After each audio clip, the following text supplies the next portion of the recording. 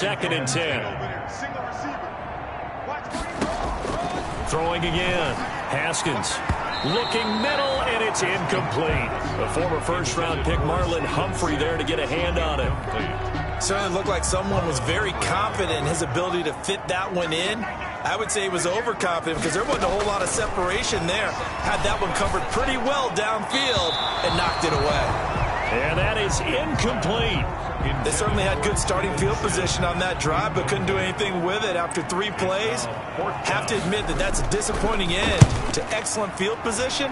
When that drive started, they had 6 points that they were thinking about. The Ravens take over first and 10 at their own. Baltimore about ready to go on offense. We have not seen much on offense from either side. These last few drives, it has been a struggle, hasn't it? Totally, and you're thinking to yourself right now, if you're on offense trying to get things figured out, okay, we self-scout every week in our game plan. How many things do we do at certain times? What are our tendencies?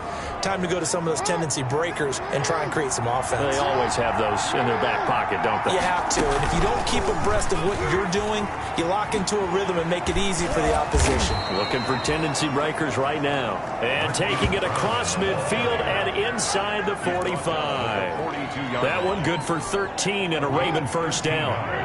In Washington territory now. Here's first and 10 at the 42-yard line. Oh, he's able to outmuscle him here as he pulls it in.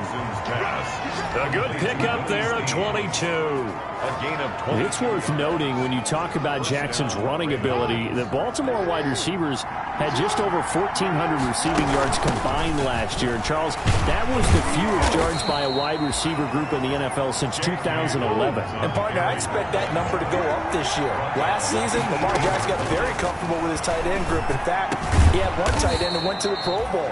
But I think now, because of his ability to run the ball, it'll bring defenders closer to the line of scrimmage, and you'll see more big plays from the wide receivers downfield.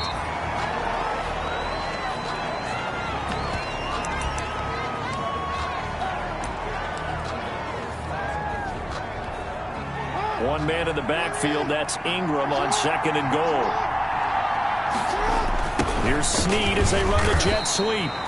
And this one will wind up with him losing yardage back to the 4-yard line. It'll be a loss of 1, and that's going to bring up an interesting third and goal.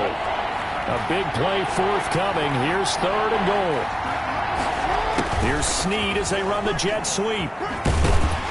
And they're going to mark him down short, maybe by about a yard, if that. This defense bending but not breaking. It's a gain of 3. It's now 4th and goal. Is able to come up with a goal line stand. A breakdown by the O-line at the worst possible time. 4th and goal, and it leads to a sack. And I can just see it now. But on the sidelines, they're telling the quarterback, you've got to get rid of it somehow, some way. At least get it in the end zone and give us a chance. If we throw an interception, so what? A sack? We didn't even have a chance. In the third quarter here in D.C., a 2nd and 10 upcoming. And he'll give it here to his running back. And he'll get him a little bit of breathing room across the 5 to the 6-yard line. 5 yards. Now it's 3rd and 5. On the 6-yard line. It's a gain of 5. Brings up 3rd and 5. From the gun on 3rd down. Haskins. Oh, look at Thomas wide open. And he's dropped just shy of the 25 at the 24. Washington. It's a first down Washington on a pickup of 18. 24-yard line. Back now at FedEx Field. It's Washington with the football and the lead as we start the 4th. And they give this time to the tailback. They'll be brought down on the 30-yard line after a gain of 6. Brought down. And the ball on the 30. Here's 2nd and 4. Brings up 2nd and 4. Looking to throw, Haskins. Firing quickly here, and that's complete. And they get him down, but not before he takes it across the 40-yard line. Washington. 2 first downs have him up to the 41 now for 1st and 10. Out of the shotgun, Haskins. Off to Thomas on the left side. And he'll be taken down, but not before he gets into enemy territory. 10 more for him on that one. He's been a busy man. It's a first down. 1st and 10 at the 48-yard line. They'll try the jet sweep here. And they'll get this just to the 47. 1-yard gain. Let's just make this one succinct. Nice job there. All 11 guys on defense diagnosing the jet sweep and putting it down. 47-yard line. On 2nd and 9. Haskins. Inman has it over the middle. And he takes it all the way down to the 3. Another Washington. You can feel the effort all the way up here. He tried his best to get there. Didn't quite make it, but down around the 2-3 yard line, gotta love the effort, and especially the big play that gave his offense a great opportunity. It's a gain of a yard, and it'll set up 2nd and goal. Gain of a yard. So they've been in the red zone 3 times, and it's yielded just 3 points. Can they find the end zone here on 2nd and goal? And he'll go backwards, losing yardage to the 5. It'll go down as a 2-yard loss, and it brings up a 3rd down. Big play coming here. It's 3rd and goal. Goal to go.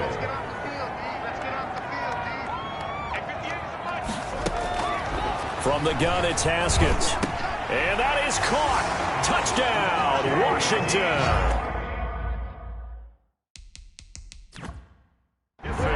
J.D. McKissick, his first touchdown up on the year. And Washington able to stretch that lead out even further. The extra point. Well, that was absolutely ideal for them, wasn't it? Trying to salt this game away.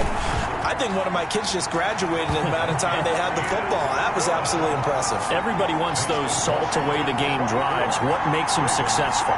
Well, when you're able to mix run pass, when you're able to control the football and stay ahead of the chains, I'm using every cliche I know, but that's how you get it done because you're not taking negative plays, and that way you're able to run what you want to run when you get a chance to call it.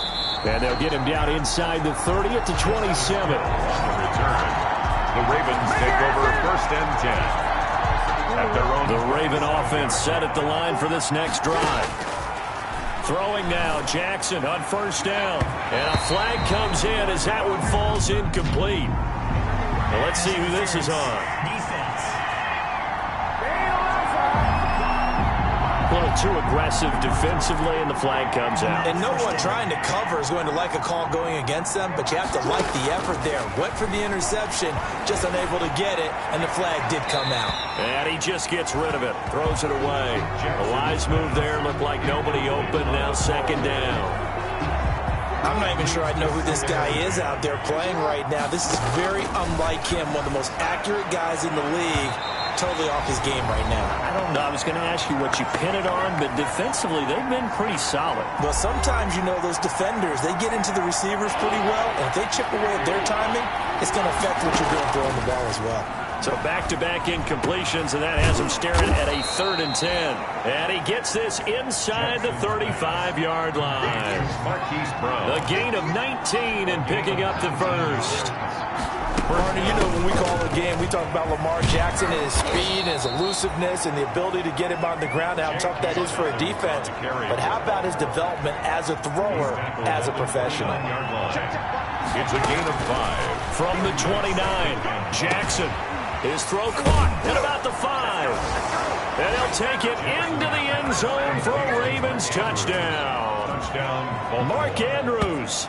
His 3rd touchdown now on the year. And the Ravens have cut it to within a score.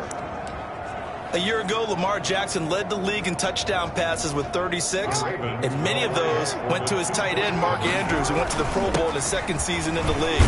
He led all tight ends with 10 receiving touchdowns in 2019. Many people argue that he's Jackson's go-to guy. I say there's no doubt that that is his main target, and he goes to him again for a touchdown connection. So they got one of the 2 touchdowns they needed. Now for the onside kick. And this is going to be covered up by Washington. The onside kick. Getting set to go again as we look at the back, heading on to the field again. And there are the numbers. Got off to that torrid hot start. We thought he was in for maybe a career day. Not the case. No doubt about it. It almost looks like a misprint after what we saw in the first half. But let's give a little bit of credit to the guys on the other side of the ball. They went in at halftime, made a few adjustments, and you know what else? They didn't lose their confidence in their ability to play. Because a lot of times you get beat down in the first half, it gets ugly in the second half. They've come out with a new resolve and a renewed determination. Encroachment, defense. A free 5 yards as the defense jumps. I know it's an anticipation game for them, but it's also a reaction game, and they reacted poorly on that one.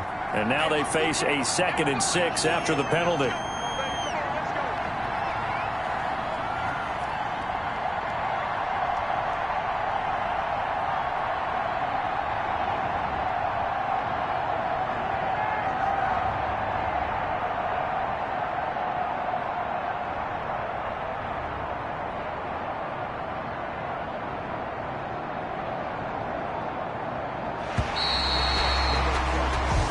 So it's Washington getting the victory here, and it wasn't really always pretty. They had their bumps and bruises, really both sides did, but they did what they needed to do at